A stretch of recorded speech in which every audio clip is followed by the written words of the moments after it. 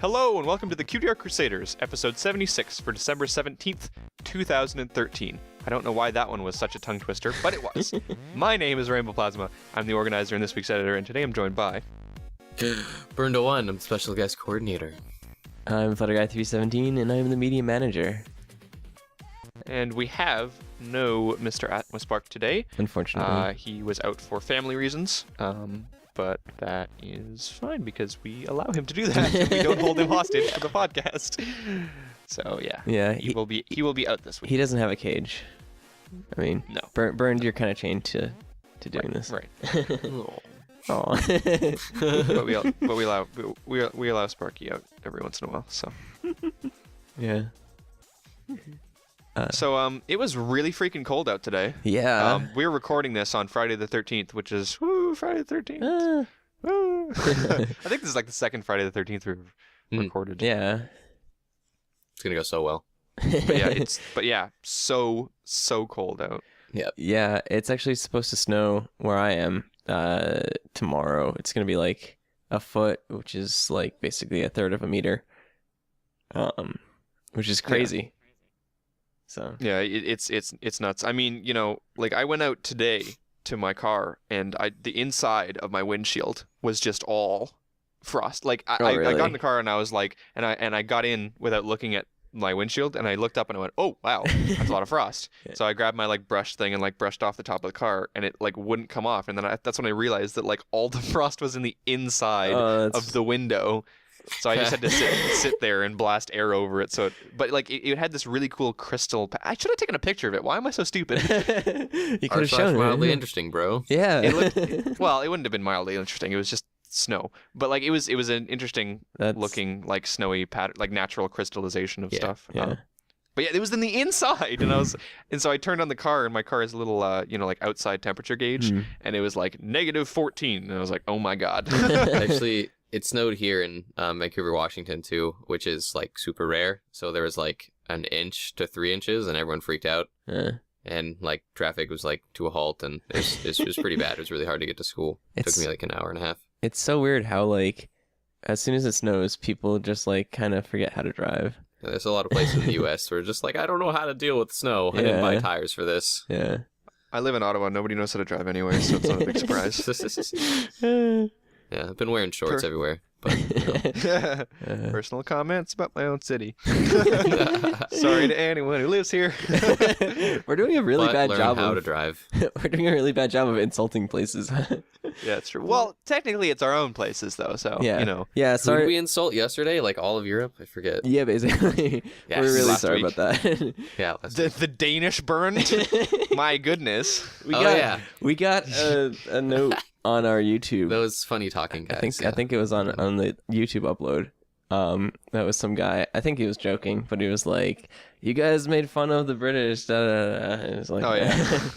How dare you? How dare you? How dare you? With this, I never insult the Queen. But yeah, so everybody curl up. It's cold out. Curl up by the fireplace. Turn on the episode of CAC. And enjoy, because that's what I'm doing right now. Well, minus the enjoying, jokes. Yeah, should have some eggnog. Ooh, or some warm cider. Well, speaking of like winter and like holidays and stuff like that, we're also wanting holiday submissions. Is that right? Mm-hmm. For upcoming episodes. Something we're asking you guys to do is send us in some of your holiday submissions to our email. Preferably with pieces that you think are pretty or you enjoy or you even made yourself for our little holiday / pony Christmas thing coming up. Mm-hmm. Yeah. So that episode will be... now, this is a bit confusing. In fact, we even confused Atmospark today when we were talking about it. This episode will not be... Because we air on Tuesdays. So the next 3 Tuesdays are going to be today, the 17th, then the 24th, and then the 31st. Next week's episode, the one that's airing on the 24th, is not our Christmas episode. I explained it last week because nobody ever releases their Christmas stuff early. So if we make it like, or holidays, you know what I mean? Mm-hmm. Not just Christmas, all holidays. Yeah, exactly, all holidays. If we do a holiday episode on the 24th, then immediately the day after we release that, a bunch of people release, awesome holiday pieces that we can't feature. Yeah. It happened with like Halloween this year or something like that. It's happened with a lot of holidays that we've tried to do. So we're going to push it back this year by a week. So the holiday episode will be airing on the 31st, which means you have up until the 27th to send us in those holiday pieces. So we would very much appreciate it if you could send that to our email. Also, I wanted to mention the fact that includes New Year's. So if you have cool New Year's stuff, doesn't necessarily have to be from this year. If it's a good piece of art, then send us in some New Year's stuff. We'll have a big extravaganza of holiday, New Year, all that stuff. And if someone wants to make a New Year's piece for 2014, we could feature that too. Yep. So. Yep. And then I think we'll do something special for the first one in 2014. But we'll talk about that a bit down the road. Mm-hmm. So yeah.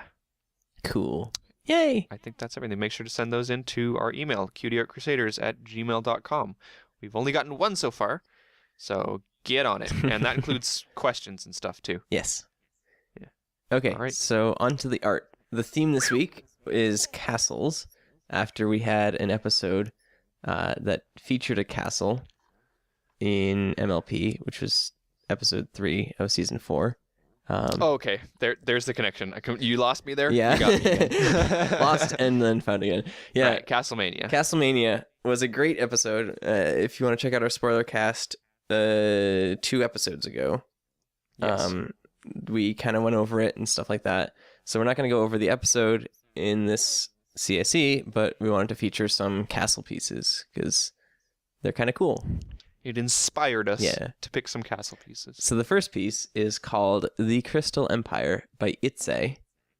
Right. Mm-hmm. So, I was going to bring this up near the end because I thought it was a funny fact, but like we just found this out. This is like the only piece on Itze's DeviantArt. Yeah, it's weird.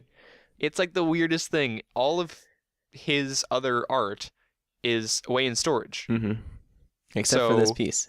Right. So if by the time this comes out, this piece has magically disappeared, you know why. Because he's been putting stuff away for whatever reason. But yeah, you can see it now, I suppose.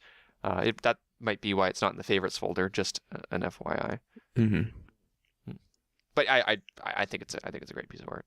Yeah, definitely. I like the lighting on it, especially towards the center of the piece. There's kind of this glistening, shimmering on, I guess it's water going through snow. Yeah, it does this. It does a really nice thing in that it takes light and it makes it bright, but without blinding you. A lot of people are afraid to use the higher ends of the value scale because they can be quite blinding, and extremes are not always good. But if you use them in moderation, if you use them correctly, then you can make some pretty amazing things. And also it can help create realistic scenarios because light isn't always going to dim itself so that it doesn't hurt your eyes. Yeah. But like, for example, in this piece, the reflection off the lake is just a little bit there where it's quite bright, but it's not the focus of the piece, so you're not staring at it and having to stare through it. I think that's a big thing to do with light. You shouldn't have to push through this huge bright light, because that can be quite strenuous on the eyes. Mm-hmm. Yeah, it's really interesting because there's a few of those very bright points in this piece. One is there kind of towards the center to the bottom of the piece on this lake. I don't know if it's water or if it's snow or ice or something like that. And then one is on the castle, the Crystal Castle, obviously. And then you have like one kind of on this dome, which would be the protective shield, I guess, around the castle. Right. So Is there a double dome? Yeah. yeah, What it does kind of it looks mean? Interesting. double dome all the way across the sky. Yeah, that's really interesting.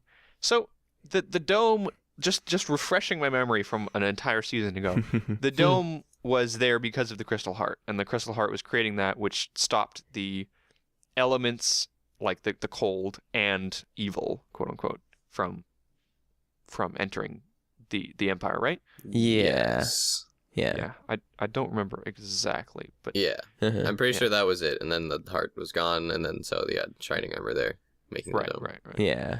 It's interesting, though, because I don't see a tremendous difference in the landscape surrounding it. There's no...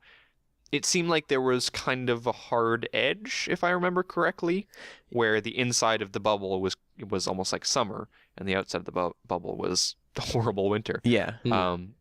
So it's interesting that he's kind of chosen to create this bubble as kind of like a symbolic thing, where there's not a lot of hard lines for where that bubble would end, and it would suddenly change the climate. So he's taken a different approach with this. Mm-hmm.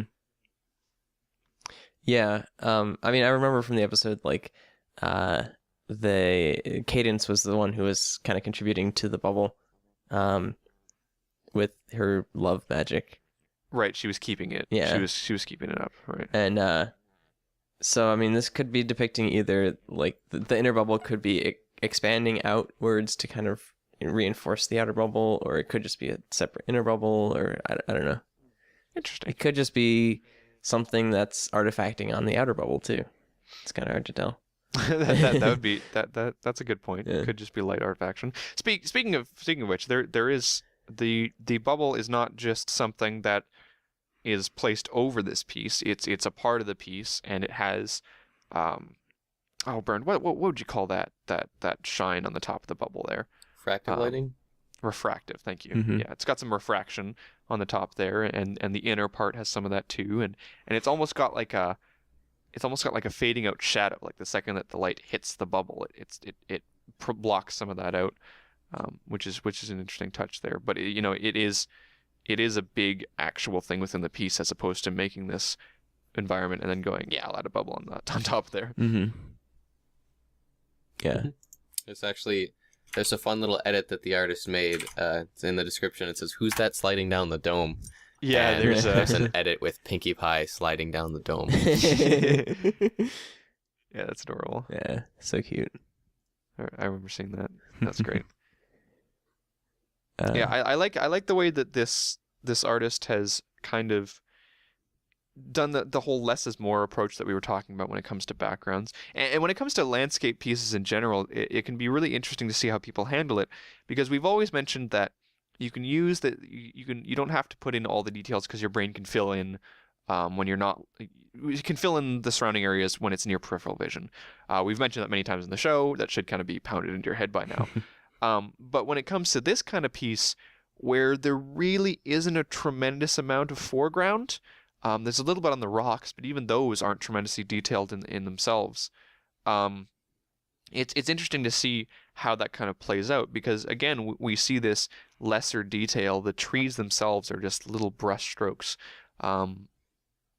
Obviously, the actual castle itself and a little bit of the water around there is more detailed, and it draws your eye in. But it's interesting to see that kind of less is more approach being applied to the entire piece. Mm-hmm. I think it still works. Yeah, definitely. There's not really a particular focus in this piece, except maybe the castle. But even still, it's like there's no part of it that should be really more detailed than the rest of it. So it kind of makes sense for the artist to take this whole, like, especially because it is a vast landscape piece, and there's a little bit of atmospheric perspective off, like, in the distance on the left-hand side or whatever. But for the most part, in the rest of the piece, it's kind of, it makes sense for the detail level to stay the same, kind of. Yeah, I would say that this art piece encourages wandering eyes. Obviously, the first thing that you'll look at when you first take a look at this piece is probably the castle, because it's a big castle in the middle of a landscape piece. But it's not necessarily like the castle demands or commands is probably a better word. Mm-hmm. It's not like it commands attention. It's just a big castle, and that's why you look at it. But it's not like it keeps your eye on it. It kind of encourages you to go, oh, well, there's a dome there, and at the bottom of the dome, there's a nice looking lake down there, and it kind of helps you spread your view across the entirety of the entire piece. Great. Of the thing. Let me just go to thesaurus.com. Jeez. Burned.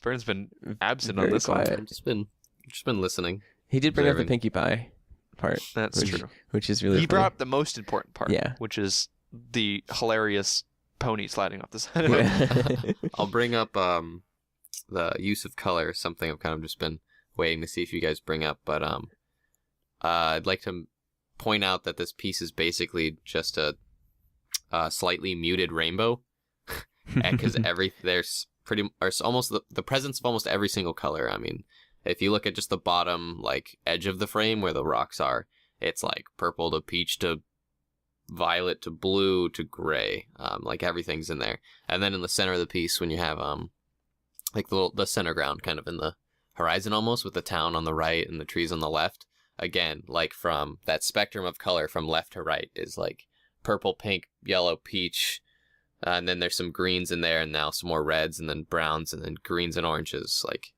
And in the bubble again, like above Canterlot, there's this huge spectrum of colors. The artist isn't just using a couple colors here and there to like create focus. There's so many colors that it's almost ridiculous, but they're all really muted and really subdued to where they're not over the top, and how they all blend together. It creates, like they all kind of just mix to create something that's still like pleasing to look at, but there's a crazy amount of colors, you know. It wasn't something that was simple that the artist did when he was mixing a few colors. Like, there is a presence of the pretty much the entire spectrum here. Yeah, I would say that probably just from an instinct and looking at the piece as a whole, I think probably blue and yellow are probably the biggest biggest things that stand out to me with highlights in red and green and things like that. And what's really interesting about that is that's kind of, you know, it matches up a lot with very common color blindness, which I would be interested to see people who have that kind of red-green color blindness. I think that the piece wouldn't really change that much for them. Obviously, the middle ground where we have highlights in red and highlights in green would change.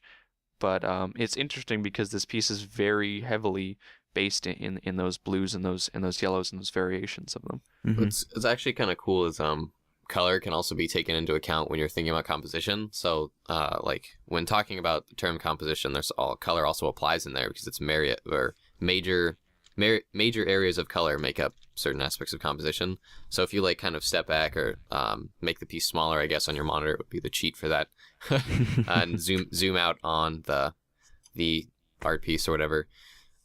The major areas of color are the center, where you have like the big bright red and pinks and yellows. Mm-hmm. And then also across from that, so kind of creating a plus shape, is the horizon that's also orange. And then the other kind of two major areas of color are the purples and blues that you mentioned in the top left and right, and then the bottom left, and then that river. And then on the bottom right there, it's much more muted. You know, there's that snow in there that's yellow and whatnot. But there's major areas of color throughout this entire piece that creates basically how it's made up with yellows and purples that are really apparent when you make the piece really small, because you can see the major color like kind of used over the entire thing, I guess. Because when it's taking up your entire monitor, it's kind of hard to see what every single color is doing, if that makes sense. Mm-hmm. Mm-hmm. Mm-hmm. Yeah, actually, it's interesting because I just zoomed out, and if you do that, if the piece is still up and you can see it, there are like these patches of like purples and yellows, and there's a green patch and a blue patch and stuff like that. It's really cool. Yeah, I encourage you to do that with your own work when you're making stuff and you're looking at like composition, how much color you've used, to really like zoom out and see what the color and everything's doing. And if it's really muddied and not making a lot of sense, then maybe that's something to consider. Mm-hmm. Yep. All right, so we're gonna move on to our next piece, which is called "Calm Before the Storm" by David M. Ryan. And this is a smaller piece. It's also fairly new. Well, I mean, you know, it's one of his newer pieces. Yeah. But yeah, I enjoyed this piece for its colors. I've always stated that I like, not necessarily monochromatic, but you know, very Analogous. similar, analogous colors. There we go. That and in this piece, obviously the main focus is on these pinky, reddy, kind of tones. Now, speaking of analogous colors, I also enjoy when there's kind of something that breaks that mold in the piece. It's just a little detail. You can actually see it in my own pony's design. It's got, you know, yellow, orange, red, and then there's that blue kind of sticking out. And I really like that. And in a similar vein, in this piece, there's the red and there's the yellow and there's the pink and the peach and all that kind of variations on the color. And then you've got Chrysalis, and she's green. Mm-hmm. And that kind of, it's a little bit, it sticks out. And you've got Cloudsdale, which has a little bit of blue, and that kind of sticks out. Not too much, but it's amazing how much it can draw your eye away from the castle, which is funny because we're featuring something that draws your eye away from a castle. Yeah. It's interesting because if you remove Chrysalis from this piece, you have basically the traditional primary red, yellow. Oh, wait. No, that would be, red, yellow, blue. Yeah, red, yellow, blue. Yeah. Yeah, you're right. Making up basically the background. But then you add Chrysalis in there with the green, which is secondary color, and that color wheel. And it kind of definitely draws your eye away from everything else in the background. There's definitely a big area because Chrysalis and Cloudsdale are like right next to each other. So there's definitely a big area that kind of drags your eye over to the right because of just those changes in color. Mm-hmm. It's also the direction too, like those little spikes and mountain things. The direction of those directions. also gives you a sense of movement. Canterlot's on the right side of the mountain. Mm-hmm. That's interesting. Everything's It's also how the Canterlot is built and placed. How you have like those three, what do you want to call those, towers? They're also going in like an upward motion, starting like kind of upward fashion, really. So you have smaller like, and larger. If you were to like encapsulate it, it would create the same shape as the spikes. Yeah, which is really cool. The castle itself has the same sense of going up. Same with To the like the stairs in Cloudsdale. This whole piece is kind of built around that whole idea of going from the Moving bottom from left to right. Very yeah. direct. It's very directional. Yeah, which is really cool. Yeah, I would even say like the spirals do that as well. Yeah, more subtle though. Spirals in like on the castle. Yeah. Oh, there we go. They definitely do. Yeah, It's tiny. Yeah. Also, the clouds give that sense too. And how they do that is on the left-hand side, you'll notice how the brush strokes are a bit more sweeping. And then on the right-hand side, they're starting to bubble up and create kind of that more round cloud sense. And air and smoke will do that. It'll start moving like, quickly. And then as it stops, it'll start doing that, like rounding, what do you ever want to call it? Crashes into itself and it starts like creating a circle or whatnot. Yeah, no, this piece is got some really interesting ideas behind it, and it's one of the reasons why the second that you brought it up, Bernd, I wanted to feature it. It's got the colors, it's got the direction, it's got these, these interesting aspects to it, but it's also got something that I'm not sure is intentional, but I'm gonna say it is. Remember, was it last episode or something? I said something along the lines of, I don't know if the artist did this intentionally, but I'm going to say they are because I'll give them the benefit of the doubt. It was the black bars last episode on the top and the bottom of that one piece. Yeah. This episode, I'm going to again give the artist the benefit of the doubt and say it was really interesting to have this white border around the entire piece. Because what I think it does is I think it makes it look like a traditional piece of art that might hang up on a wall. It's a very common frame. It's more of like a modern frame, I suppose. Maybe the influence of IKEA on our cultures has led us to have these white frames, but it does look like it. Yeah, no, I'm glad you brought it up. That's actually a point I wanted to make because framing something can actually give something like a completely different feeling. It gives context. So, like purposely placing this in a white frame gives it a completely different feel and a completely different sense. It does something to the piece. The same thing with the black bars in our last episode. Because it is placed there and it's done intentionally. Whether the artist did it intentionally or not, it is creating an impact on how we view it. I mean, if it didn't have frames, we're so used to looking at pictures on DeviantArt that we kind of ignore everything else around it, that kind of odd, like mint green around everything, We kind of just ignore that, or when we open it up because we're so used to seeing it. But when you purposely place it into a frame, it gives it a different context and it gives it a different meaning. It definitely gives a different feel to this piece. It feels much more like kind of a little traditional piece of art or something that you would see hang on a wall, because we associate that with, something hanging on a wall, something being presented for us to look at. Because that's what the frame does. If you just have something and like hanging on a wall or a picture, it has completely different context. But as soon as you place it into a frame, you've now given it meaning and you've now like said to whoever's looking at it, this is meant to be looked at as a work of art, as a piece. It's the same kind of context with a pedestal. In even throughout art since like ancient, like Greco and Roman stuff, placing something on a pedestal instantly gives it meaning. It's that same context with a bust. So like if you just have a sculpture of someone's head or face or something, and it's just like it's a sculpture, but as soon as you place that thing on a pedestal, it is now someone important. It is now something important. That pedestal gives it meaning, and it's the same thing with the frame. It gives it meaning, context, whatever. Yeah, it's different. There's two different It's two different types of emphasis, but they're both emphasizing the thing within it. And I think a lot of the time with artwork, the framing kind of helps to keep the artwork on its own too. You know, if you put up a piece of art with no frame on it, a lot of times it might, depending on the background, it might blend into the background. And for more complex pieces, obviously you don't want to do that at all. You know, if you had a complex painting hung up in a home and you had flowery wallpaper behind it, you wouldn't want the flowery wallpaper interfering with this wonderful piece of art, so you put a frame around it, so that it isolates it, and that's what emphasizes the art to you, which is funny because the only painting I own is frameless. Yeah. But yeah. Point is, as an artist, you should be aware of that. Yeah. It's interesting. Sorry, go on. Nah. Oh, okay. It's worthless. I was gonna say it's interesting how like subconscious a lot of the influences that frames have on a piece are. Because when you look at a piece like this, for instance, it's a plain white frame. You don't really think much of it. You don't really like think, oh, you know, there's a frame there or whatever. But you look at this piece and it's surrounded by that frame, and subconsciously, you know, you put meaning to the piece and kind of look at it in a different light.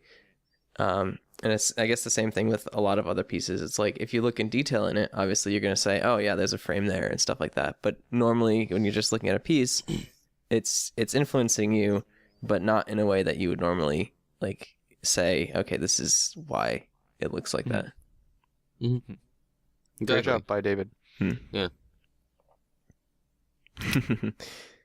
Well, before we move on, yes.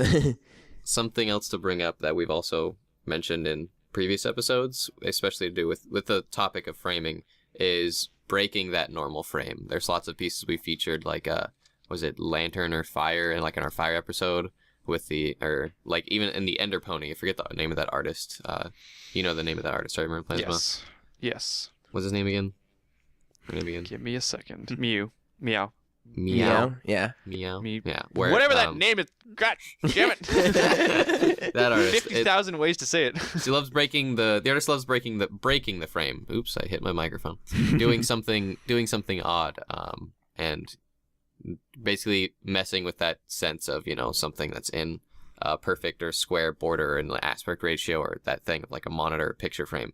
It breaks that, makes it pseudo 3D, like fake imitating like 3D or popping out. It makes it almost like a different, it gives a different context or whatever. But anyway, I just want to like bring up that point that there's more ways you can kind of mess with that sense of something being framed, you know? But anyway. Yeah. One last thing before we move on. I really like the way that David M. Ryan did the clouds in this piece, just because it gives it kind of an airiness to it, and almost a mysterious kind of sense to the piece. This is, again, one of those things, digital painting. Not a lot of artists, like especially pony artists, will think of this digital painting and stuff, you know, and how it's made.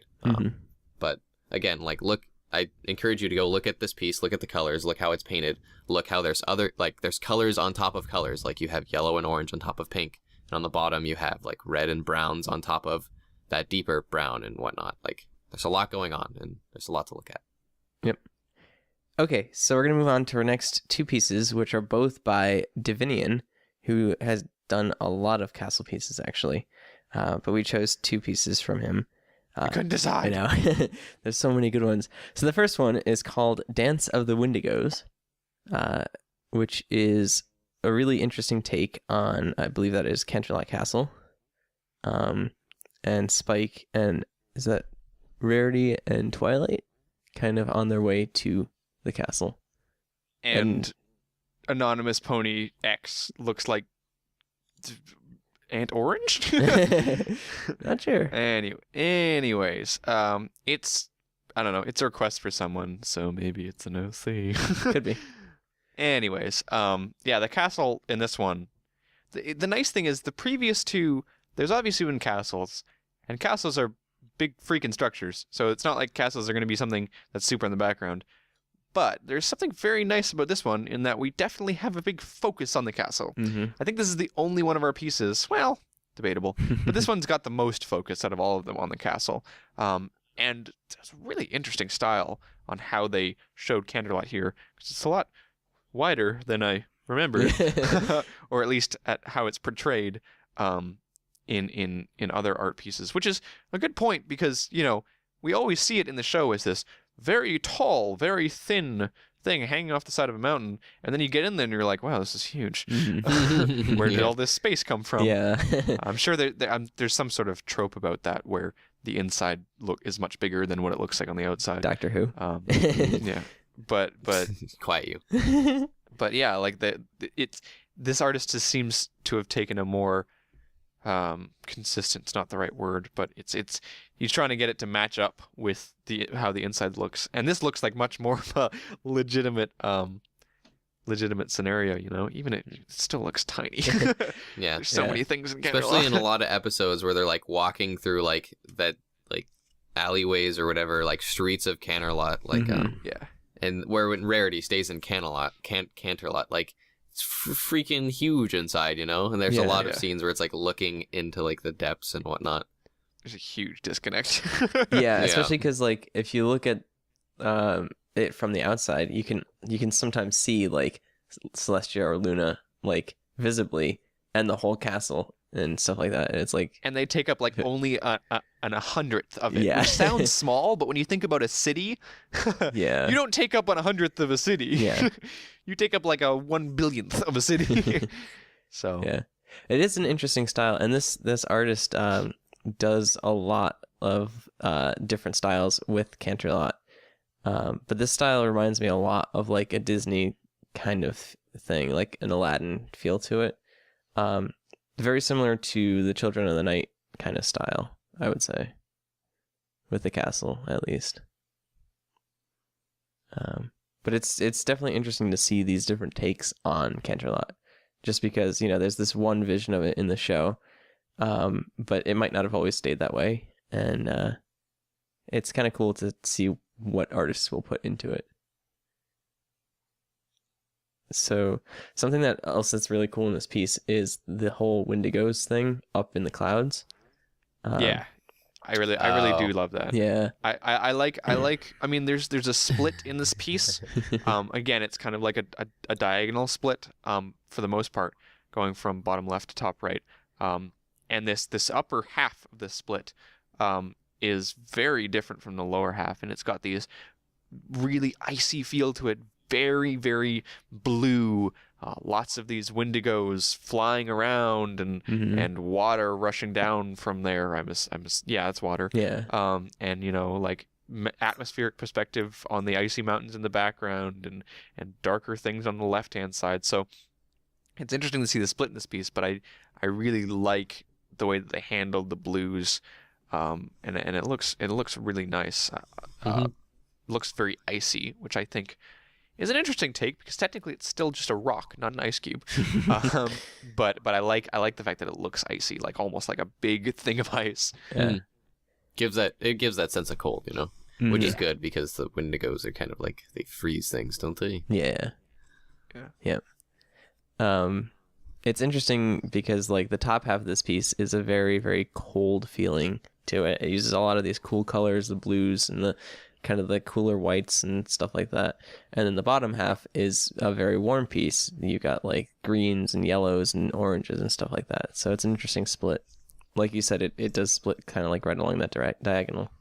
I definitely think that whole sense of iciness that you're getting is like definitely intentional. I mean, because it gives you that feeling that the entire top is icy. So I definitely think Davinian like wanted that, because with the Wendigos, like they're that kind of that icy spirits that freeze things, you know. So it's kind of like there's a story being told here, you know, like the bottom half, you have like Spike and the ponies like coming up to Canterlot and now seeing the scene of things being frozen and, you know, something happening. Because like you can even see like snow swirling around in there, you know. I just realized that I made a mistake. Those aren't Twilight and Rarity. That is Vinyl and Octavia. Oh. Yeah. And I'm guessing that that's another music pony. Okay. And there's also a pony running away from the castle on the trail. That's like a dark, like just a shadow. Oh, kinda. yeah. Oh, yeah. I zoomed in. That's most As in definitely bad Final things are Activity. happening. Yeah. Still looks like Ant Orange. Yeah. For the record. Well, that makes a little bit more sense because now it's no longer like, well, what is Spike doing up there if Twilight is down there? Yeah. Yeah. I guess this is a critique, but I don't really know what the story is here. It's not terribly conveyed well. I don't know. I don't like critiquing stuff too heavily, but I just, that's the first thing that comes to my mind when I look at this piece. When I look at the characters of this piece, obviously the piece is a wonderful piece. It's made spectacularly. Mm-hmm. But the characters of this piece is just kind of like, well, there's some ponies. Oh, look, Spike. Yeah. He's got a travel thing. He's traveling to Canterlot. Mm-hmm. Okay. That's kind of like the gist of what I get, you know? Yeah. Well, I mean, I would imagine that the musician ponies visit Canterlot often because they have to play at concerts and stuff. I immediately look to the comments, and one of the first comments I see is, I get a real story depth to this piece. So I think it speaks to everyone differently. Yeah, I definitely take the kind of the opposite opinion of yours. I kind of get a really deep story in this when I'm like looking at it and giving it context, because I mean, you only get as much story as you can get the context out of it. So like everyone's story is obviously going to be different. There's only so much you can do to kind of tell out and lay a story, and you can lay out a story much more detailed than in some others. But I mean, like I was saying earlier, you have like ignoring the ponies down below because I can't really give the context to them. They're like walking up to Canterlot, but like Spike looking on to Canterlot, and now Canterlot being a completely different composition and color to everything else, and then you have the Wendigos in the top. Like it gives this sense of movement and of trouble, and like from watching the show, we know Wendigos aren't the nicest things ever. So I mean, there is some greater story being told that I can kind of see in this, but as is what it is indefinitely, you know, it's not spelt out. But Yeah, I still feel like there's a greater story being told, and as you look at it, you can see it and get a sense of it, you know. Yeah, yeah. It's very personal preference based, I think. Yeah, I mean, you don't get any details or much details from it, like story-wise, but I mean, there's kind of an overarching kind of thing that you can get from it. Like there's something happening, and as you look at it, it's hard to mistake. Like you wouldn't make the mistake like when you're looking at it, like, oh, you know, the Wendigos are having a nice party and people are happy to see them. Tea party. When things are freezing and like things are not heading. It's completely opposite of what's down below. And you have that, if you notice that super subtle dark pony running away. Mm-hmm. But even if you kind of look at Spike, you know, he looks kind of surprised and his hand's out. Like, what's this? Yeah. What's going on? Yo. Yeah. What's going on up in Hizzle?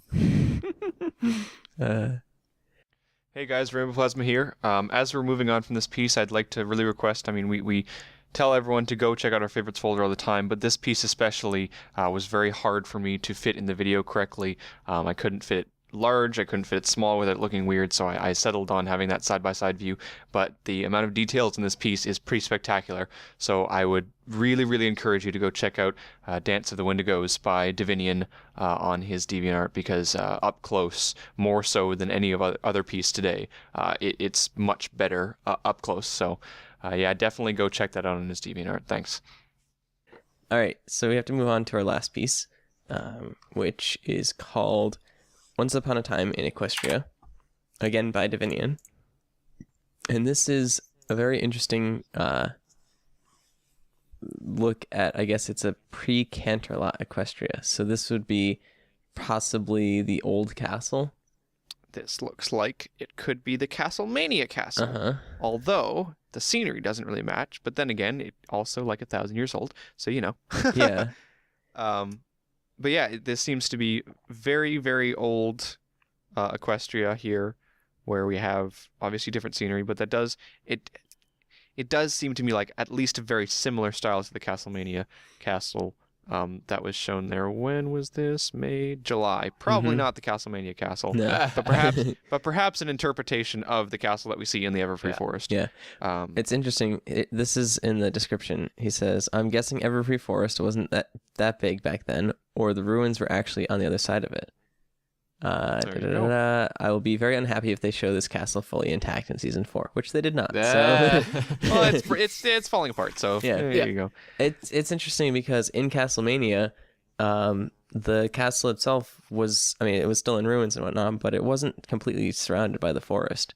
So it's entirely possible that, like, back before the forest kind of took over, that this is what the castle could have looked like. You know what's funny about this piece? This piece gives me a funny little story in my head, because there's a big castle. There's not really a town around it. There's like a couple houses, there's like a windmill, there's a river and stuff like that. Mm-hmm. For some reason, I get the feeling that like, almost like Celestia and Luna just like made a castle, right? Or like found a castle, like put on royal gear and started walking around being like, so we're princesses. And like these people are just like walking out and being like look at that like one stallion with like the red hair. He's just like, what? Yeah. Like, what is that thing?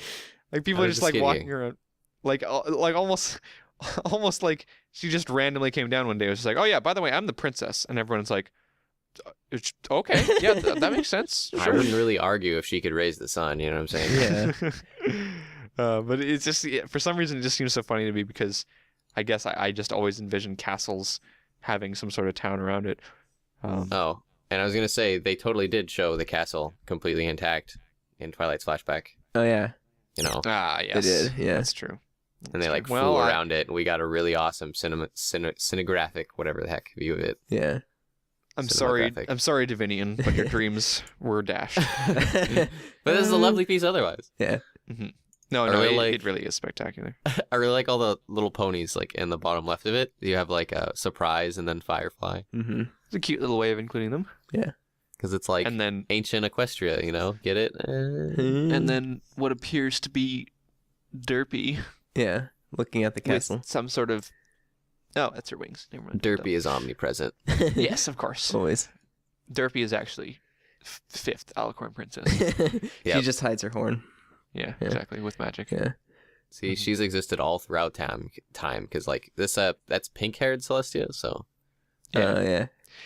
Can we just Yeah, all sorry. agree that we all want to see this at some point? Like Mm-hmm. they've shown like younger Luna, and people have come up with theories about how she has less power, therefore she appeared younger and her hair was just like that light blue. Mhm. I think at this point, the power of this fandom, if they're gonna show a younger Celestia, it's gonna have that hair. Like we've all come to that conclusion, goddamn right? better. Yeah. Like, and it better. I am a fan and I demand rights. I mean, Yeah. that was kind of, when they showed the flashback, that a lot of people got upset about that. Yeah, but Luna also had her mystical Yeah, hair. that's true. So Yeah. so I don't know. I I think there's a lot of story opportunity in My Little Pony, because they've left so many things open to being like, oh yeah, by the way, we're immortal and we've lived here for thousands of years. So that first of all opens it up to like so many stories. You could have a spin-off series with just like all the stuff that Celestia and Luna did before the main six. Oh my god, do that. Oh my god, yeah. But you could like, there's also like, pre-Discord era and pre-Discord era, when I'm assuming that they were still princesses, whatever. Mhm. And How many they've got princesses? so many wide variety of vast, crazy times that you could go in that it, obviously they can't explore them all because the show is Mhm. more about the main six, but it leaves it so open to the fans to be able to do that and envision scenarios like this when perhaps they weren't quite as revered. It was more like, oh yeah, you're our leader, that's cool. Mhm. And then Mhm. there's just like a bunch of peaceful town around it, as opposed to Canterlot, Yeah. Although that castle, my goodness. Yeah, I know. Just kind I mean, of. you actually could, really spread like the the wealth castle. a little bit. I think that castle's really cool. He used a bunch of like really old like, or not really old. He used a bunch of references from really old castles. There's because something we did in my last art history class was we really looked at castles and like what area and whatever castles are from and what technology was basically developed and learned. And those things on the bottom left of the castle, those kind of little spire things that have little arms holding up the castle, they're called flying buttresses because buttresses are what give a castle strength and basically hold up the walls so you can have more windows. So those flying buttresses were invented to have even more windows, because when you have basically the support on the outside of the castle, you can shove even more windows on the in-between in there. And that's during the Gothic era. Yeah. Fun fact. Buttresses. Buttresses. It's interesting if you do look at like castle development and history and stuff like that, because before flying buttresses, architecture was a lot darker on the inside, and like there were other types of buttresses, but nothing that was like this style or that could support castles with that many windows. Yeah. I'm sorry, you're all gonna have to stop saying buttresses. Nope. I can't stop giggling. This is. Oh my goodness. I can't fathom why you would find that word funny. I mean, it's just they're just buttresses. I mean, come on. It's actually old school looking buttresses on the front outside with that little like, what is that little walkway? I think there's Luna up there too. I can't really see. It's really small. But that's what old school buttresses look like. So you couldn't really cram a lot of windows up in there. Yeah. Don't cram anything into your butt dresses. Oh, okay. Damn it, Plasma. Think of the children. Okay. Oh my. Something that's really cool in this piece is there's a ton of things that are flying in the sky behind the castle, which I would assume to be dragons. So it kind of wrong. No. Nope. They're horses with Dragons? wings. Yeah, Those are clearly I would, Pegasus's. Are they? if you I don't know where you zoom get in, dragons. if you zoom in, Well, there's yes. one pony, but then the rest, all the little specks Oh, you mean to the right? to the right, the wings look way too big to be Pegasi. Oh, I would debate dragons. It seems a bit extreme to suddenly go to dragons. Birds. Maybe birds, Nope. Ponies. or ponies. Well, okay. Well, I'm in the middle then. Nope. I don't think you're nope. crazy, but I Just think nope. dragons is a bit crazy. Shut Your up. opinion's wrong. Oh, Ponies. oh, Just nope. oh. Just like my opinion was wrong last week about orthogonal. That's what I No, thought. it was wrong. Uh, Because we were talking about art, so you were clearly wrong. Burnt. wrong. I challenge you to a duel. Doth thou dirty mine glove? Sorry, are we making fun of the British again? Possibly. British. And on that note, questions. Yeah, let's do some questions. Let's do some questions. Let me find the questions first. Okay. Burned. No, you know what? Burned, you do the questions. I have to do the questions? Yeah, you should do the questions. Oh, yeah, what's going on here? All right.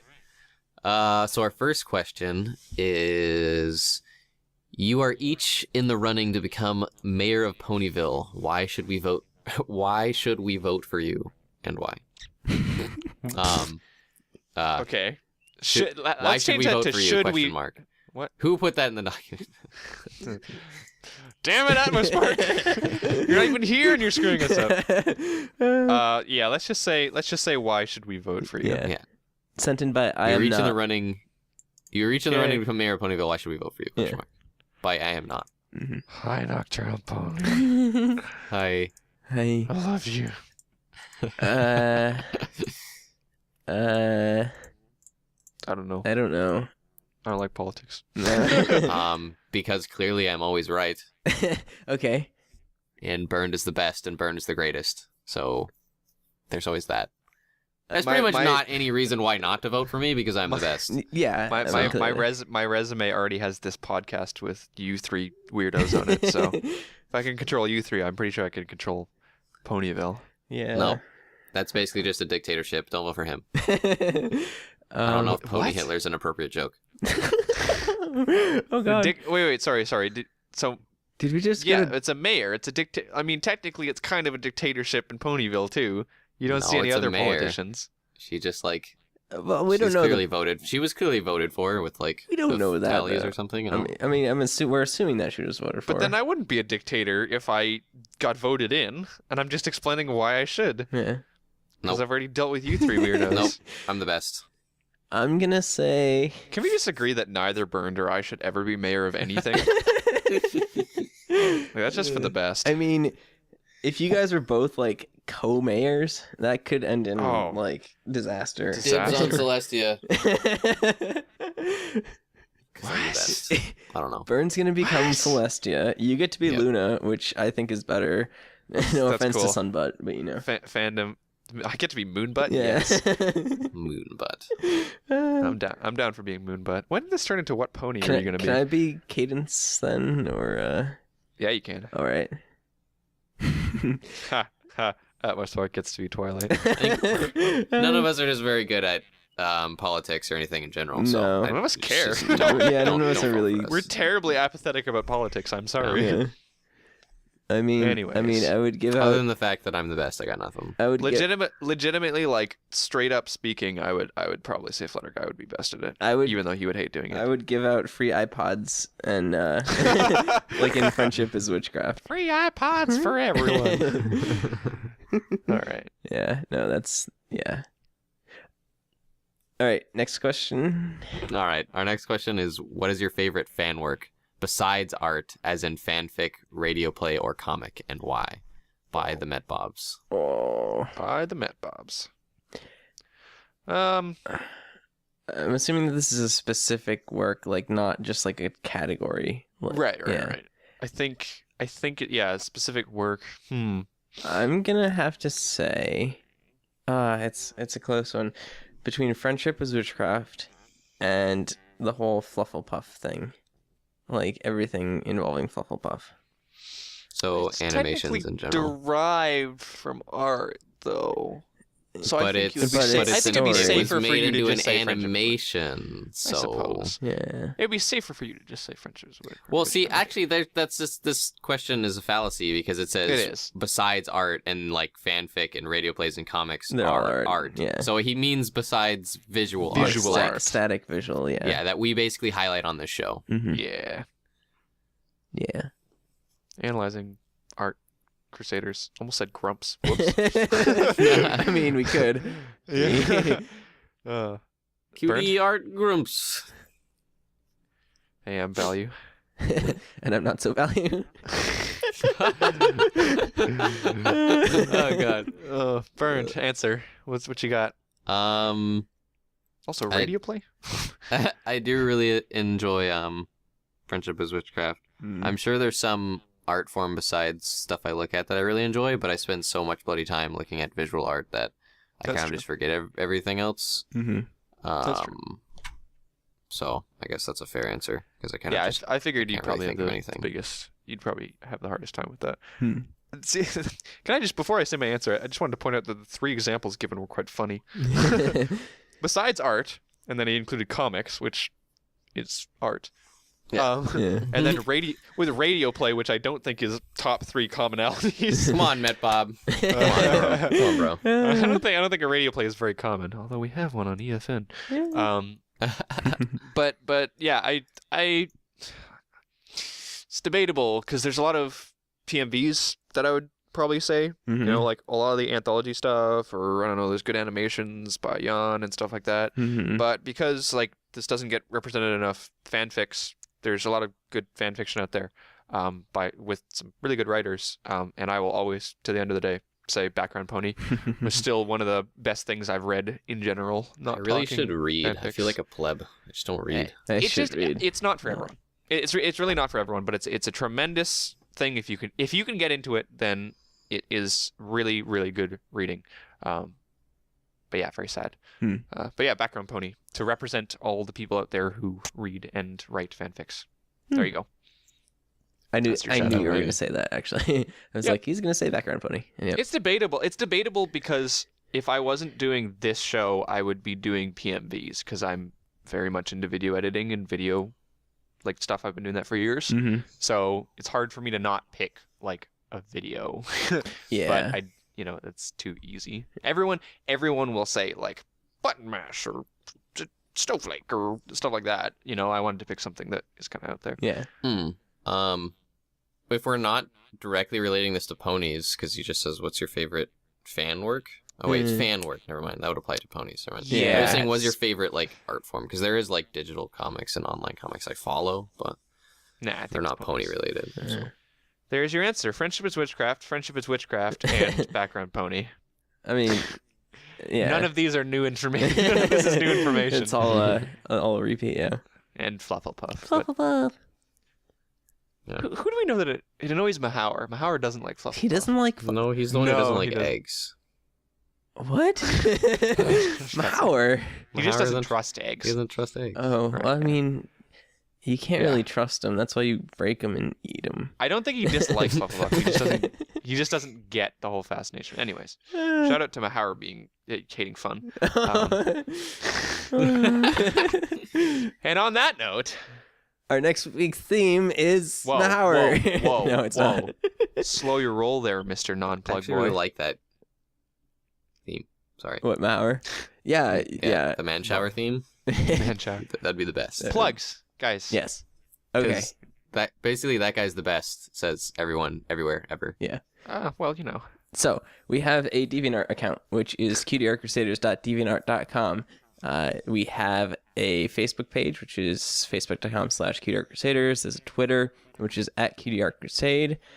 We have a YouTube channel, which is youtube.com/cutieartcrusaders. And we have a Gmail account, which is cutieartcrusaders@gmail.com. Send in your holiday art for the episode that's coming up soon. /questions. And questions. Happy holidays. Yay! Yes. Okay. Hula days? Happy hula days. That's... If Don't think I've ever someone heard sends that in a picture of a pony doing a hula hoop, Oh, wait. Remember last week when I said someone should make a burned dog? oh my No, god, someone- wait, did it don't happen? bring this up. Did we it can't happen? bring this up on the show. It happened. Someone most definitely Nope. made a burned Moving dog. along. It was like it was literally I hate like the everything. day after the podcast came out. I love it. It was like Yes. 12 hours after the podcast. I love it. I Nope. love it. Such ending. Such moving on. So happy. Such So happy. hate. All right. Awful. Well, next week, what's next week's theme? Next week's theme is gonna be Oh, no, it's on the screen. here on the screen, God, we really suck at this. right here. Yeah. We've got some stuff in mind. It'll probably be one of the things that is in my head right now. Mm. Anyways, Next week is the superhero duo of Mahower and Burndog and their wonderful adventures. Oh my goodness. All right. Well, that is everything for this week. Thank you guys for watching. Whether or not you're on the live stream or on YouTube, we love you all the same. Make sure to stay tuned after this for another one of our patent pending spoiler casts. Ew, I hate patents. We're not patenting it. But yeah, we'll be talking about the latest episode after this, so stick around for that. And yeah, we'll see you guys next week. So my name is Rainbow Plasma. I'm burned! I'm Flutterguy317. And I'm Atmos Spark. And make sure to keep warm out there. And we'll see you guys next week. Bye. Bye. Bye.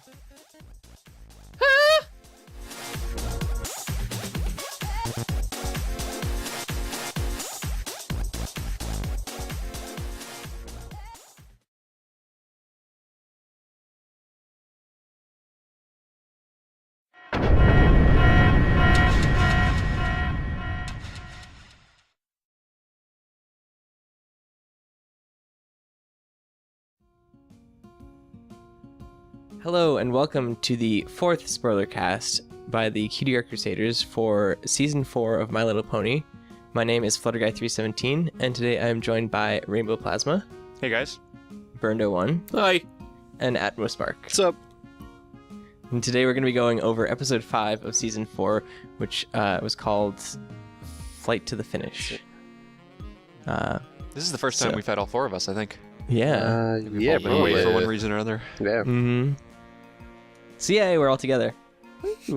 You could say we're almost a team, like a flag-carrying team. CMC episode. First one of the season. Yeah. Come to expect these now. There's going to be at least Really? 3 or 4. Yeah. Really heavily, really heavily on the Scootaloo side. This which was is a very nice. cute Uh-huh. episode. Aw, yeah. Mhm. Yeah. Well, I mean, we mentioned last season that like the first Scootaloo episode was really that Sleepless in Ponyville episode, which was a great episode. But that was kind of like the first one. The other Cutie Mark Crusaders had their own episode. So, it was still a Cutie Mark Crusaders episode. It just had a focus on Scootaloo. This was like the best episode since Sleepless in Ponyville, am I right?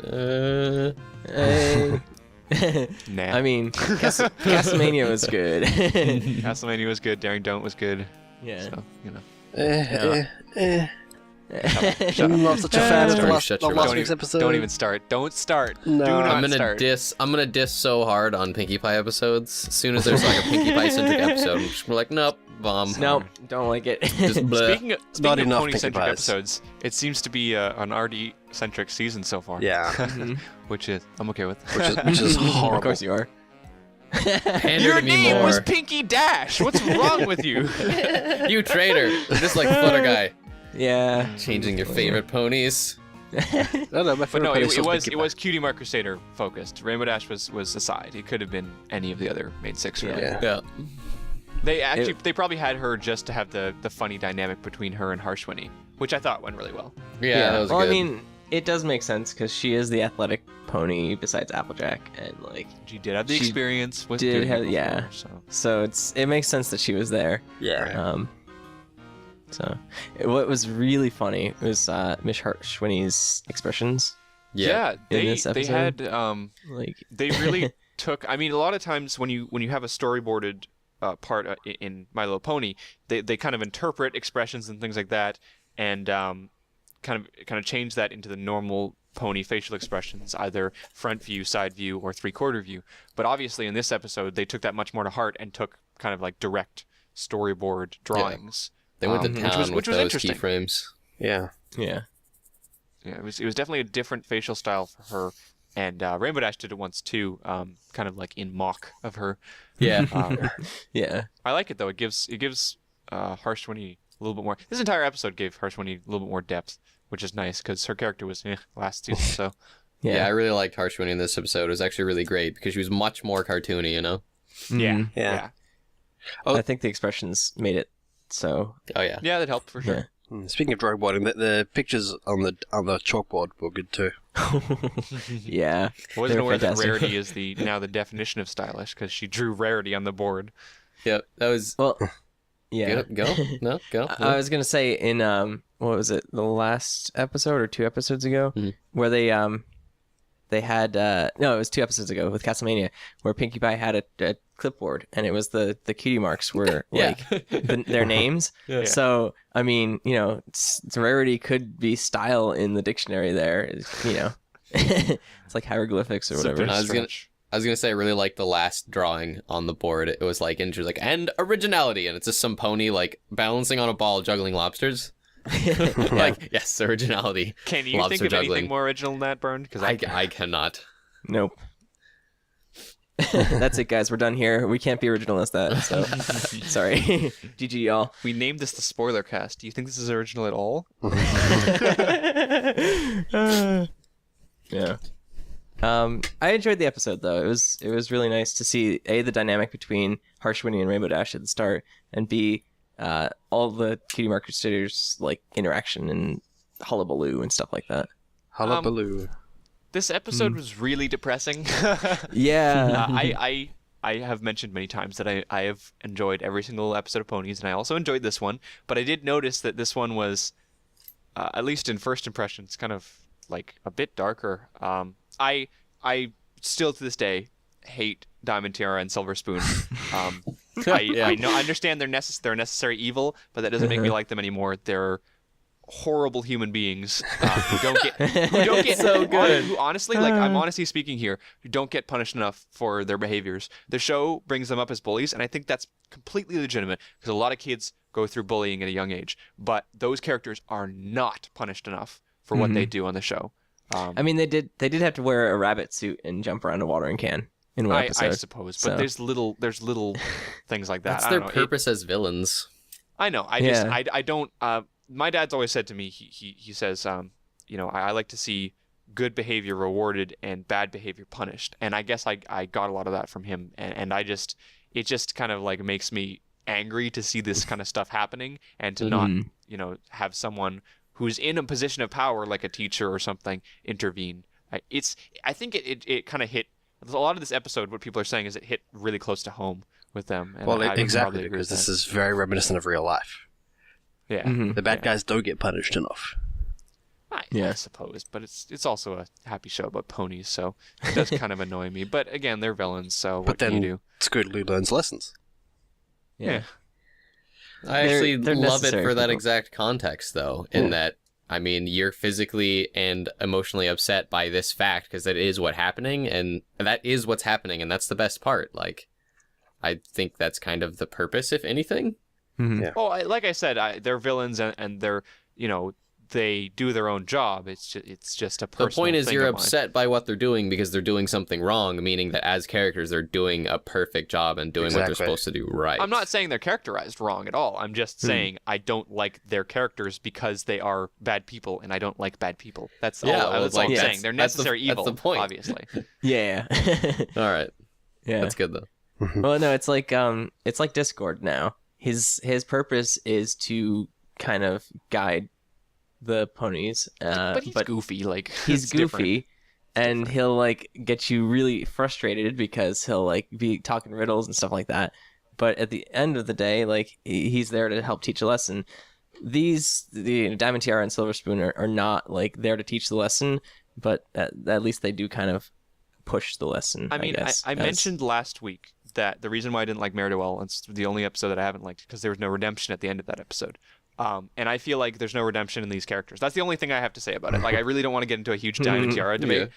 Because they are funny characters when parodied and stuff like that. We're like they're sharks necessary, right now. obviously. I know. I Oh my Did god, the shark again. I could not like separate out Silver Spoon and her voice in Friendship is Witchcraft in this episode.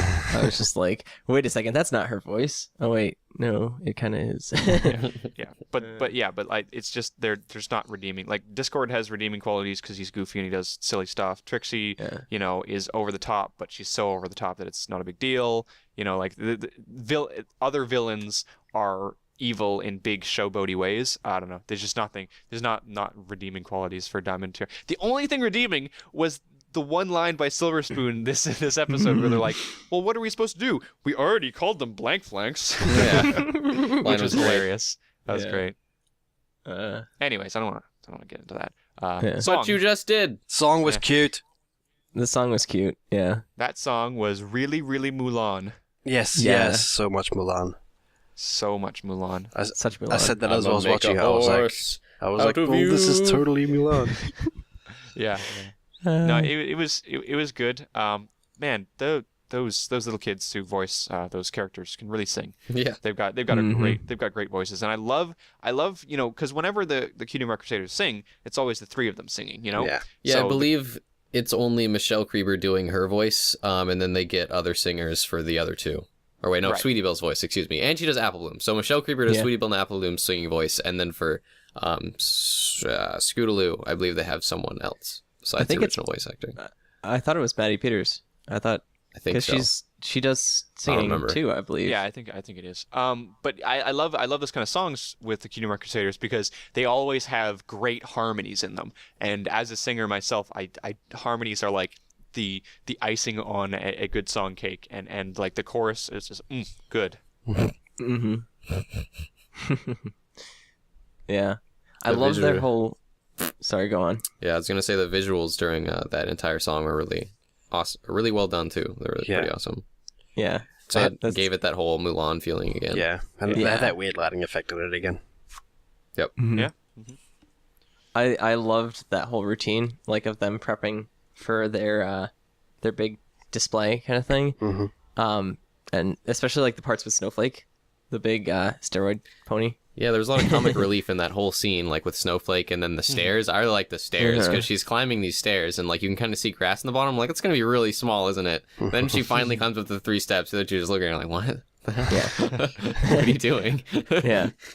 Also, at the very end of that song, they did one of those trope kind of things where they all jump up in the air and they like freeze. Yeah. And then it like the next scene is like them still floating in the air. Self-mocking the trope. Yeah. Yeah. Yeah, in the That's first so couple seasons, there was only there was still quite a bit of it, but it was, kind of scarce and spread out. But in this, these past 4 episodes, it's just been nothing but just tropes and joking cartoon things. And there's so many, so much of that just kind of thrown in that it's actually really awesome. Makes the show a lot more enjoyable for me to watch, to have all those silly little things in, because I'm constantly noticing them and kind of giggling at them and laughing at them, like the whole Breakfast Club, and then they fall. So the big thing in this episode was the fact that they finally brought up very explicitly that Scootaloo can't fly, and that it's abnormal, and that she might not ever be able to fly, which is something that Lauren Faust has described as her vision. But obviously we don't know that. All we know is that in this episode she can't fly. But that is a big point to bring up because it's not something to be taken very lightly. Your thoughts on that, guys? I'm happy they didn't make her fly in this episode. Yeah. It's yeah. I mean, it's never really been explicitly stated that she can't fly. It's always just been kind of off to the side. But in this episode, it kind of hit home. Where Diamond Tiara and Silver Spoon were just you can't fly, and I think that's kind of what hit home with Diamond Tiara. It was really brutal, the whole making fun of someone for a quote unquote disability, or the fact that there's 2 directions they can go with this. They can either keep with Lauren Faust's vision and have her not fly ever, right? Which is fine. Or they can go with the whole late bloomer thing. Eventually she gets it, maybe after the show ends, whatever, or it's implied. So there's 2 different aspects of that. But, as someone who's a late bloomer myself, I guess that kind of hit home with me, when they were talking about something that was out of Scootaloo's control and, making fun of almost a disability like that. It was quite, that's what I meant when I said it was kind of depressing about the show, because it was quite harsh, for sure. I have to imagine that would hit home a lot more than some, especially for people watching that. But that being said, I really did enjoy how what's the word? I'm thinking of the subreddit Morbid Reality, how morbid it was and how it just hit home in reality wise, and that it was much darker. I really enjoyed that fact, and there was a lot of emotion behind it, and there was some harshness to it and some definite reality realization when it was you can't fly, and deeper context in a cartoon, a more serious note and overtone, and something that is we've known to be so lighthearted. And I really enjoyed it for that fact, but I can really relate to what you're talking about and how that it's something that would really sink in. There's no that's the way they could have done it. There's no other way of doing it. If they were going to approach that subject, it had to be that way, and I think they did a good job considering it had to be that way. I'd agree. Yeah, I like that. Sorry, go ahead. Sorry, go on. No, you go. Man, you're making this really great to Atmospheric. edit. You go ahead. Okay, no, I've lost what I was going to say. You go. Oh, okay. Also confirmed is that Scootaloo has a house. That's true. We're not sure if maybe it's an orphanage still, or maybe People she still on owns. Maybe she owns a house, or God's maybe she does have sakes. parents, and Maybe it was in the clubhouse. Maybe she lives in the we saw clubhouse. the outside though. No, Or maybe she just has a house and we saw her room, because Maybe that's she's, why Yeah, the writer descendant tweeted about of- it and was she's not homeless. yeah, because that apparently was a big thing for a lot of for people. some people. Yeah. All right. Well, the biggest thing of this entire episode for me, and the thing that annoyed me the most about this episode, was the tease at the end. The tease of getting the cutie mark at the end, which, in my opinion, sucked. And I kind of hated it. And the reason why is just because that was an opportunity to give Scootaloo a cutie mark. Would it have been the best opportunity? No. Does life always work that way where it's the best opportunity? No. But, they could have gone 2 ways, which is either give her the cutie mark or just ignore that whole fact entirely. But they took that middle ground where they most definitely zoomed in, gave it a moment, had that hopeful music, and then totally ripped it out of there, which I personally am annoyed about. I loved it so much. Yeah, me too. Yeah. It pissed me off Your so hard. displeasure pleases me. Yeah, what I'm he not said. sure what camp you guys are in, but I personally would love to see the Cutie Mark Crusaders get their Cutie Marks, because I feel like we've reached the point I now would where too, it's season but 4. not yet. Yeah, like not yet, and I think it'd be fine. not individually. I want them to get it at the same Especially- time. Yeah, especially not Yeah. this early in the season. There's 2 ways. See, here's the true. thing. There's 2 ways that the Cutie Mark Crusaders can properly get their Cutie Marks without pissing everyone off, right? So, 1, they get them all at the same time, right? That's standard. Honestly, that's probably the most likely scenario.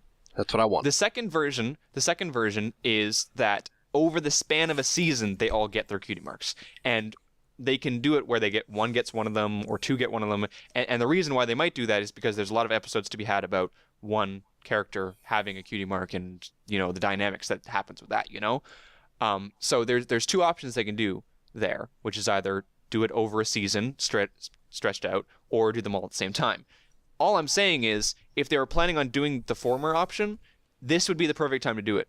Now they have to do them all 3 at the same time.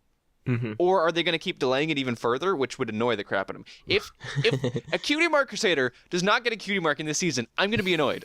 That's all I'm saying. And so they had an opportunity here, and it's not that they didn't do it, it's that they teased it, and then they didn't do it, which annoys me. It's so. Suck it. I ranted to Flutter Guy this morning when we watched it so hard because it annoys me that they teased it. That's the thing that annoys me. It's not that they don't have it. That's a separate thing. It's just the fact that they zoomed in, they had the music, and like the stars aligned for a moment, and it totally could have happened. Yeah. And then they're like, no. Nope. Why did we ever do that? Stupid. Yeah. I thought it was a great moment too. I like when they zoomed in. It was like the music is like what's happening? Huh. But I also, when they were zooming in at the end, I thought it was zooming in on her wings. And I thought the wings wait, as well. Yeah. That's sad. Yeah. So like there was like a double emotion there. Yeah, I had that. I had Forget that what feeling that's called. too. I definitely, at first, I thought it was the wings, and I was like, "Are they going to do something with the wings? Like, are the wings going to suddenly grow in front of her or something? Like a sign magic?" And then about halfway through the zoom, and I was like, "Wait, Cutie Mark! What?" And then it didn't happen, and it's like it took my emotion. Like I had like such a roller coaster from like weird like expecting something and then not really, and then like, oh my gosh, super high Cutie Mark, and then it immediately cuts away. It's like, oh, super low, no Cutie Mark. Well, then good. Then that did exactly what it needed to do. It made you feel. No, it didn't. It made you It feel. didn't need to do that. It did. Absolutely It was didn't. perfect. Of the feels. It It made was you not feel. perfect. I am annoyed. Success, mission accomplished. I mean, that's why we all watch this stupid show. So because we get something better out of it. And the simple fact that you're here complaining to use a word that's not as bad as what I want to use is great for me, especially. Yeah. Well, to I hear you just described to complain Flutter about Guy. it. I described to Flutter Guy. I said it's an annoyance that doesn't mean that it was bad necessarily. Yeah. Even though they shouldn't have done the tease. But I think they should have. it's not. It's not an keeps you on annoyance edge. that's really that bad. It's like, imagine you're sitting here and like a video game is coming out in 2 months and you're just sitting here being like, oh, I wish it was out now. Like it's or like waiting for season 4 is like, oh, I really wish it was out now. Oh, I'm so angry that's not out right now. Like it's just angry at the situation, not necessarily angry. It's because you're so into it, right? Yep. That's the reason. Just a bit of a I'm conspiracy. still annoyed though, and I'm completely legitimate in my annoyance that they tease that. Just a little bit of a conspiracy theory. I have heard rumors that butterfly that flew past was involved with her Cutie Mark. Because I don't know if you remember the butterfly when she was real down and depressed on the stage, and the butterfly flew past. That gave her strength to keep going. That's a lame conspiracy don't theory. know. I throw that out immediately. I mean, a butterfly also scared snowflakes, so Yeah, you could take that's it, kind of take funny. it or leave I it, laughed at really. Butterflies that was pretty have caused much damage to me too in the past. Yeah. It was good to see Okay. him again. Yeah. Cool. So one final thing about the Cutie Mark at the end is this would have been the perfect opportunity for them if they wanted to space out the 3. Exactly. Just because they have the keys with the box, like that's going on, which they're gonna find throughout the season, I'm sure. And then they have Cutie Mark Crusaders with Cutie Marks, possibly, if they're actually gonna do that this season. And so I'm guessing that because they didn't do it this time, they're probably going to do it all 3 at the same time if they're going to get them this season. It's like this season's full of potential. I know, I just like them. the final thought on the cutie marks is I would caution them to build it up to be too much, because if you build people up way too much and you start teasing them with that, then you're really gonna have to bring it. Wait Like- for season 5. Exactly. Like if you Yeah. if you tease for too long, people will get disinterested with it. And if you tease and then you See, do something you and it's not as good as people thought, then it can backfire. That's all I'm saying. You It can say backfire. that, but Assassin's Creed has a very successful market. Whatever you want to call it. Just saying. Yeah. Well, That wasn't really relevant. It was completely relevant. we'll take it. Anyways, all I'm and saying on is that note, don't tease that much. yeah, yeah. I mean, it could go either way, and I'm sure that once they have their cutie marks, there's a lot of stories with them still. So it's not course, like one of those of things course. that has to happen. But you know, I Alright, liked this so- episode overall. yeah. I There want to you go. say on my final closing thing that pretty much every single complaint that Rainbow Plasma brought up, I thought was like a plus and added to the episode Exactly. for me. Yep. And I mean that. Like, I thought I loved those facts of like the teasing, how it hits home, the morbid reality of it, and then like even like the teasing at the end and stuff. Like I thought that was great. I'm more of Just a gonna say. feel good kind of guy. I'm a feels kind of guy. All the feels. All right. Shut on up. that note, we're gonna wrap it up. So thank you guys for watching, and we'll do another spoilcast next week after Cutie Art Crusaders. So my name is FlutterGuy317. Made me feel as great and I'm burned. I feel. What is the order in this? Rainbow plasma. I'm Atmo Feels. Why can't I hold Aw. all these feels? See you So guys many next feels. week. Bye guys. Bye.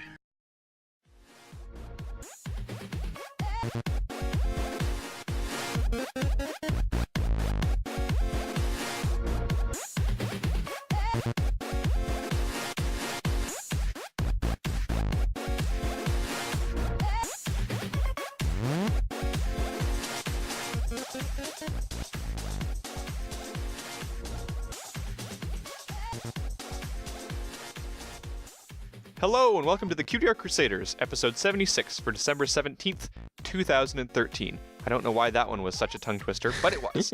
My name is Rainbow Plasma. I'm the organizer and this week's editor, and today I'm joined by... Burn to 1. I'm the special guest coordinator. I'm FlutterGuy317, and I'm the media manager. And we have no Mr. Atmospark today. Unfortunately. He was out for family reasons, but that is fine because we allow him to do that. And we don't hold him hostage for the podcast. So yeah, yeah. he will be out this week. He doesn't have a cage. I mean, No. Burned, you're kind of chained to doing this. Right. Aw. but we allow Sparky out every once in a while. So yeah. so it was really freaking cold out today. Yeah. We're recording this on Friday the 13th, which is Friday the 13th. Ah. Woo. I think this is like the second Friday the 13th we've recorded. Yeah. It's gonna go so well. But yeah, so cold out. Yeah, it's actually supposed to snow where I am tomorrow. It's going to be like a foot, which is like basically a third of a meter, which is crazy. So Yeah, it's nuts. I mean, like I went out today to my car and the inside of my windshield was just all frost. Like I really? got in the car and I was like, and I got in without looking at my windshield and I looked up and I went, oh wow, that's a lot of frost. Yeah. So I grabbed my like brush thing and like brushed off the top of the car and it like wouldn't come off. And then that's when I realized that like all the frost was in the inside of the window. So I just had to sit there and blast air over it. But like it had this really cool crystal. I should have taken a picture of it. Why am I so stupid? you could have shown mildly me. interesting, bro. Yeah. Well, it wouldn't have been mildly interesting. It was just snow. But like it was an interesting That's- looking like snowy pattern, like natural crystallization of stuff. Yeah. But yeah, it was in the inside, and so I turned on the car, and my car has a little, like outside temperature gauge, and it was like -14, and I was like, oh my god. Actually, it snowed here in Vancouver, Washington too, which is like super rare. So there was like 1 inch to 3 inches, and everyone freaked out. And like traffic was like to a halt, and it was pretty bad. It was really hard to get to school. It took me like an hour and a half. It's so weird how like That includes New Year's.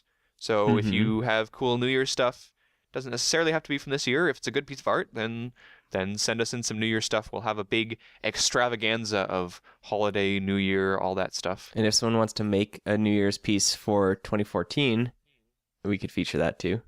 Yep. So. Yep. And then I think we'll do something special for the first one in 2014. But we'll talk about that a bit down the road. Mm-hmm. So yeah. Cool. Yay! I think that's everything. Make sure to send those in to our email, cutieartcrusaders@gmail.com. We've only gotten one so far, so get on it. And that includes questions and stuff too. Yes. Yeah. Okay, All right. so on to the art. The theme this week is castles, after we had an episode that featured a castle in MLP, which was episode 3 of season 4. Oh, okay. There's the connection. You lost me there? Yeah. You got me again. Lost and then found again. Yeah. Right, Castlemania. Castlemania was a great episode. If you want to check out our spoiler cast 2 episodes ago, Yes. we kind of went over it and stuff like that. So we're not going to go over the episode in this CSE, but we wanted to feature some castle pieces because they're kind of cool. It inspired us Yeah. to pick some castle pieces. So the first piece is called The Crystal Empire by Itze. Right. Mm-hmm. So, I was going to bring this up near the end because I thought it was a funny fact, but like we just found this out. This is like the only piece on Itze's DeviantArt. Yeah, it's weird. It's like the weirdest thing. All of his other art is away in storage. Mm-hmm. Except for this So- piece. Right. So, if by the time this comes out, this piece has magically disappeared, you know why. Because he's been putting stuff away for whatever reason. But yeah, you can see it now, I suppose. That might be why it's not in the favorites folder. Just an FYI. Mm-hmm. But I think it's a great piece of art. Yeah, definitely. I like the lighting on it, especially towards the center of the piece. There's kind of this glistening, shimmering on, I guess it's water going through snow. Yeah, it does this. It does a really nice thing in that it takes light and it makes it bright, but without blinding you.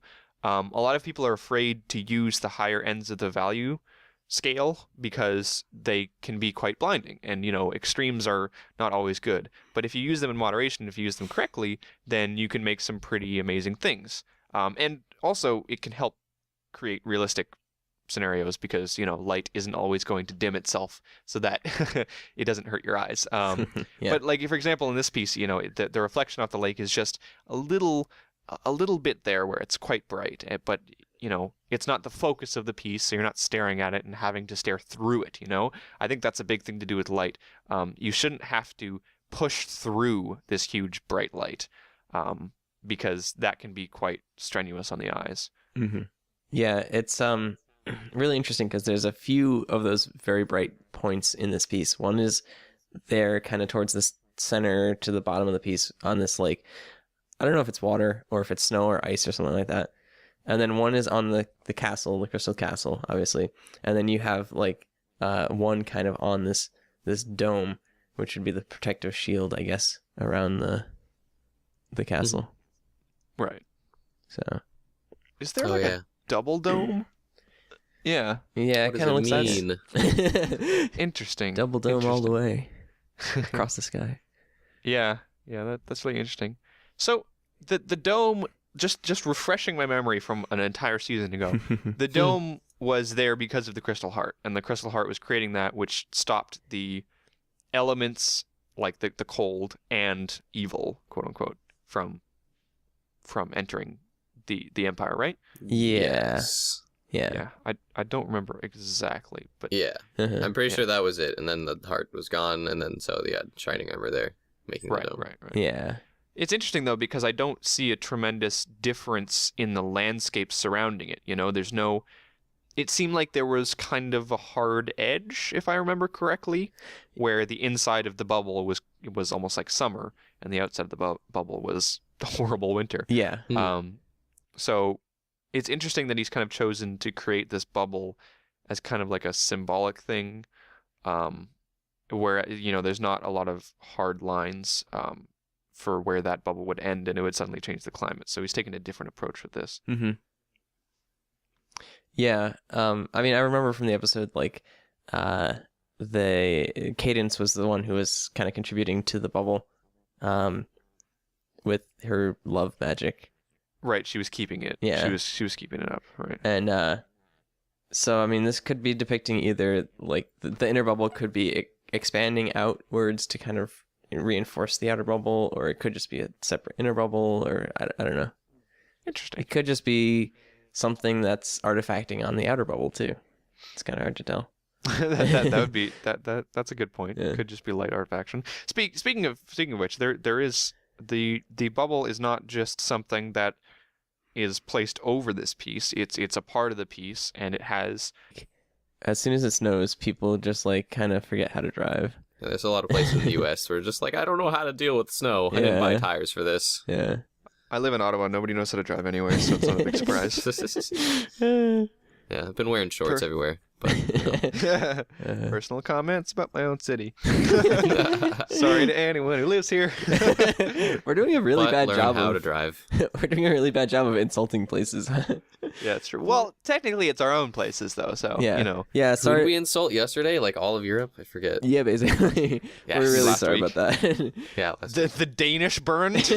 My goodness. we Oh, got yeah. we got a note on our YouTube. Those funny talking guys. I think it was on the YouTube upload.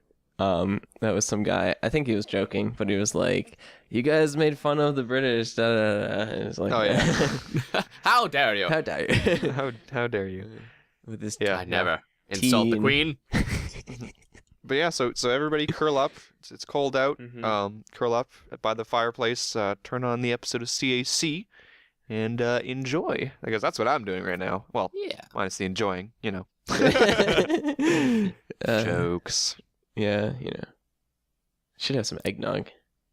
Ooh, or some warm cider. Well, speaking of like winter and like holidays and stuff like that, we're also wanting holiday submissions. Is that right? Mm-hmm. For Correctamundo. upcoming episodes. Yep. Something we're asking you guys to do is send us in some of your holiday submissions to our email, preferably with pieces that you think are pretty or you enjoy, or you even made yourself for our little holiday / pony Christmas thing coming up. Mm-hmm. So that episode will be. Now this is a bit confusing. In fact, we even confused Atmos Park today when we were talking about it. This episode will not be because we air on Tuesdays. So the next 3 Tuesdays are going to be today, the 17th, then the 24th, and then the 31st. Next week's episode, the one that's airing on the 24th, is not our Christmas episode. I explained it last week because nobody ever releases their Christmas stuff early. So if we make it like, or you know, holidays, you know what I mean. Mm-hmm. Not just if- Christmas, all holidays. Yeah. Exactly, all holidays. If we do a holiday episode on the 24th, then immediately the day after we release that, a bunch of people release, you know, awesome holiday pieces that we can't feature. Yeah. It happened with like Halloween this year or something like that. It's happened with a lot of holidays that we've tried to do. So we're going to push it back this year by a week. So the holiday episode will be airing on the 31st, which means you have up until the 27th to send us in those holiday pieces. So we would very much appreciate it if you could send that to our email. Also, I wanted to mention the fact that oh, Bernd, what would you call that shine on the top of the bubble there? Fractive lighting? Refractive, thank you. Mhm. Yeah, it's got some refraction on the top there, and the inner part has some of that too, and it's almost got like a fading out shadow. Like the second that the light hits the bubble, it blocks some of that out, which is an interesting touch there. But it is a big actual thing within the piece as opposed to making this environment and then going, yeah, I'll add a bubble on top there. Mm-hmm. Yeah. There's a fun little edit that the artist made. It's in the description. It says, "Who's that sliding down the dome?" Yeah, And there's an edit with Pinkie Pie sliding down the dome. yeah, that's adorable. Yeah. So cute. I remember seeing that. That's great. Uh, Yeah, I like the way that this artist has kind of done the whole less is more approach that we were talking about when it comes to backgrounds, and when it comes to landscape pieces in general, it can be really interesting to see how people handle it, because we've always mentioned that you can use that you don't have to put in all the details because your brain can fill in when you're not. You can fill in the surrounding areas when it's near peripheral vision. We've mentioned that many times in the show. That should kind of be pounded into your head by now. But when it comes to this kind of piece, where there really isn't a tremendous amount of foreground, there's a little bit on the rocks, but even those aren't tremendously detailed in themselves. It's interesting to see how that kind of plays out, because again, we see this lesser detail. The trees themselves are just little brush strokes. Obviously, the actual castle itself and a little bit of the water around there is more detailed and it draws your eye in. But it's interesting to see that kind of less is more approach being applied to the entire piece. Mm-hmm. I think it still works. Yeah, definitely. There's not really a particular focus in this piece, except maybe the castle. But even still, it's like there's no part of it that should be really more detailed than the rest of it. So it kind of makes sense for the artist to take this whole, like, especially because it is a vast landscape piece. And there's a little bit of atmospheric perspective off, like, in the distance on the left-hand side or whatever. But for the most part, in the rest of the piece, it's kind of, it makes sense for the detail level to stay the same, kind of. Yeah, I would say that this art piece encourages wandering eyes. Obviously, the first thing that you'll look at when you first take a look at this piece is probably the castle, because it's a big castle in the middle of a landscape piece. But it's not necessarily like the castle demands or commands is probably a better word. Mm-hmm. It's not like it commands attention. It's just a big castle, and that's why you look at